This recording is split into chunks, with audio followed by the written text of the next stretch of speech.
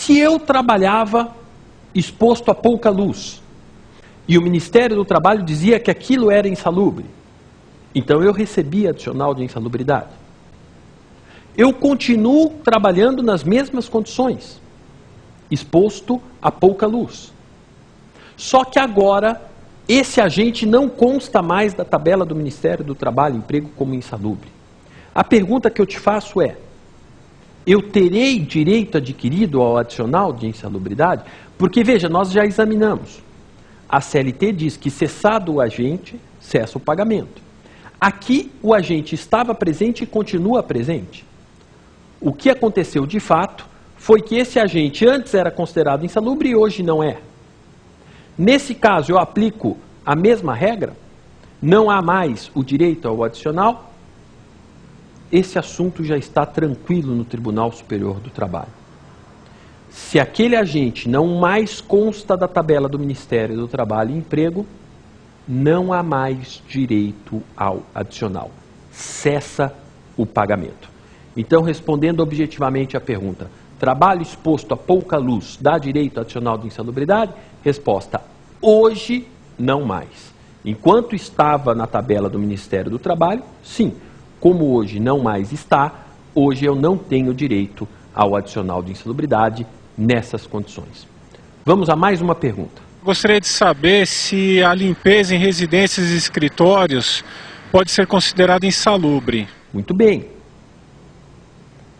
Trabalho de limpeza em residência e em escritório pode ser considerado insalubre? Segundo o entendimento do Tribunal Superior do Trabalho, isso não é insalubre. Por quê?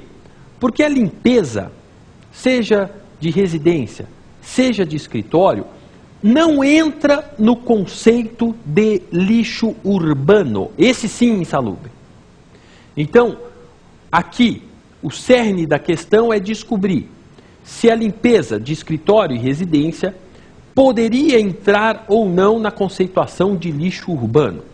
Se entrasse nessa conceituação, seria insalubre. Se não entrasse, não seria insalubre. E segundo o entendimento do Tribunal Superior do Trabalho, isso não diz respeito a lixo urbano. Portanto, respondendo à sua questão, limpeza de residência e limpeza de escritório é insalubre? Não é insalubre, pois não caracteriza lixo urbano. Vamos a mais uma pergunta.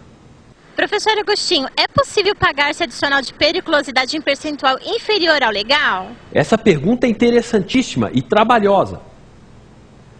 O adicional de periculosidade por força de lei será de 30% sobre o salário nominal, salário do trabalhador. É possível que esse percentual seja inferior a 30%? Veja, quais são as situações que ensejam o pagamento do adicional de periculosidade? Segundo a CLT, artigo 193, inflamáveis e explosivos. Segundo a Lei 7369 de 85, eletricidade. E segundo a Portaria 3393 de 87 do Ministério do Trabalho e Emprego, radiações ionizantes.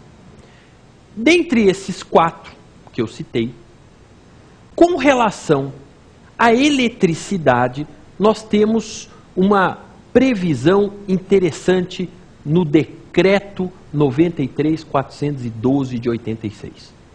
Eu disse a vocês que no caso da eletricidade, eu vou buscar a previsão da periculosidade na Lei 7369 de 85.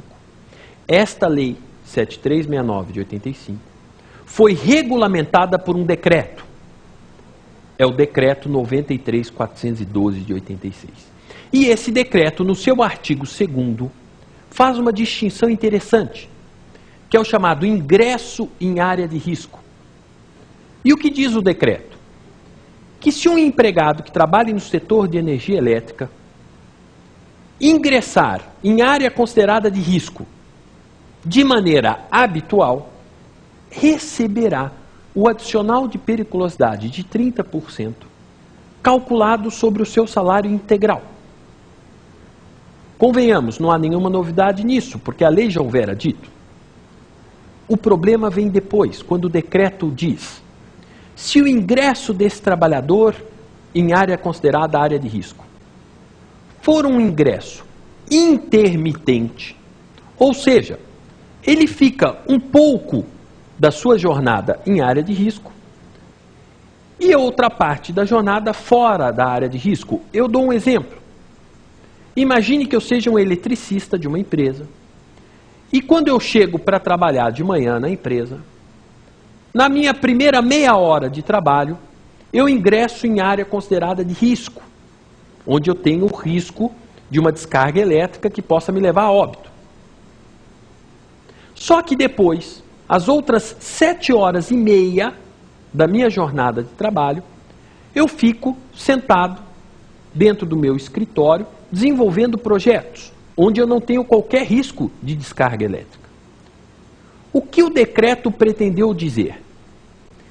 Que, já que o meu ingresso em área considerada de risco não é habitual, eu fico um pouco em área de risco e um pouco fora, o meu adicional de periculosidade deveria ser calculado com base nas horas que eu permaneci em área considerada de risco. Então, no meu exemplo, se eu fiquei meia hora por dia da minha jornada de trabalho exposto ao risco, eu receberia o adicional de 30% calculado com base em meia hora por dia. As outras 7 horas e meia, que não havia risco, não serviria de base de incidência do adicional de periculosidade. O problema que surge aqui é descobrir se o decreto, ao colocar esse pagamento proporcional do adicional de periculosidade, não teria exorbitado sua competência. Haja vista que a Lei 7369 de 85, que deu origem ao decreto, não criou qualquer proporcionalidade ao pagamento desse adicional.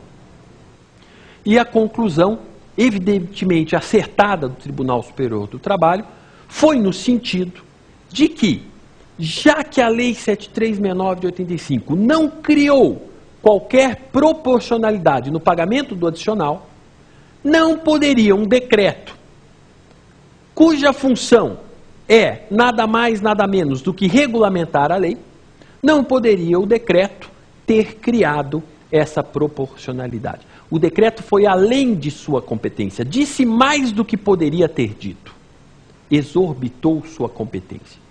Então, essa proporcionalidade no pagamento do adicional de periculosidade previsto no decreto 93.412 de 86 não merece guarida, porque extrapola o seu limite de decreto. Agora, nós devemos nos atentar para uma outra situação.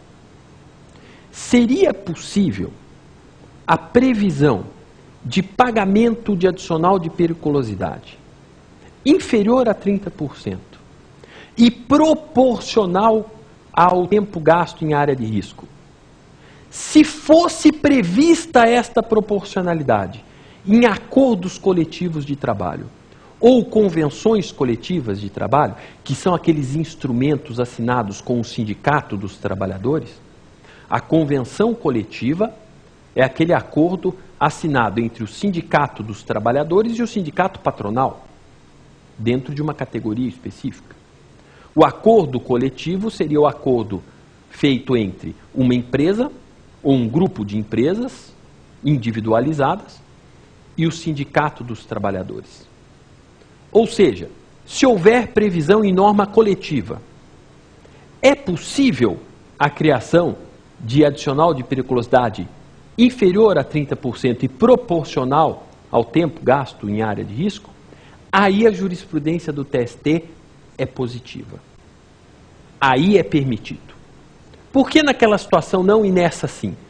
Porque naquela situação o decreto não poderia ter criado uma proporcionalidade que a lei não houvera criado, porque o decreto está adstrito à lei. Aqui não. Aqui, se você for buscar a própria Constituição Federal, em seu artigo 7º,